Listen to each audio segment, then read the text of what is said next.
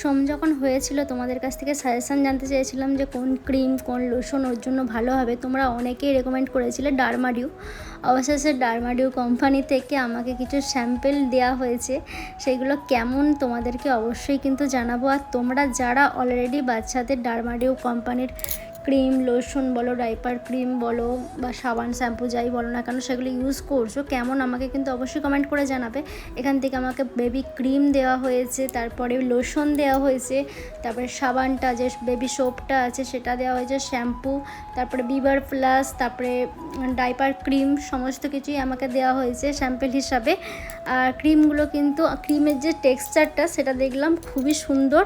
আমি যেহেতু ওকে mother স্পটসটা use করি, মাদার স্পটসের অয়েলটা আমাকে দেওয়া হয়নি। অয়েল হয়তো ডার্মাডিউর অয়েল হয় কি না আমি জানি না, যদি হয় তোমরা একটু কমেন্ট করে জানিও। আমি মাদার স্পটসের অয়েলটাই ইউজ করি। আর লোশনটা ওকে মাখানো স্টার্ট করছি, আজকে মাখালাম, সত্যি ভীষণ ভালো লাগলো। টেক্সচারটা একদমই মানে বোঝাই যাচ্ছে না যে কিছু মাখানো হয়েছে, একদম ন্যাচারাল ইনগ্রিডিয়েন্টস দিয়ে তৈরি, কোনো রকম হার্মফুল কেমিক্যালের মধ্যে নেই।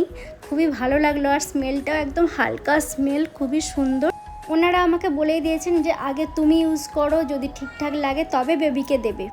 আমি ইউজ করে দেখেছি, সত্যিই আমার ভালো লেগেছে। বাচ্চাকে আজকে স্নান করানোর পর ওনাদের যে লোশনটা হয় ওটা আমি ইউজ করিয়েছি, মাখিয়েছি বাচ্চাকে, বেশ ভালো লাগলো। কোনো রকম কিছু অসুবিধা হয়নি, আশা করছি ভালোই হবে। আর তোমরা যারা বাচ্চাদের জন্য অলরেডি ইউজ করছো প্রোডাক্টগুলো কেমন অবশ্যই কিন্তু আমাকে একটু কমেন্ট করে জানিও।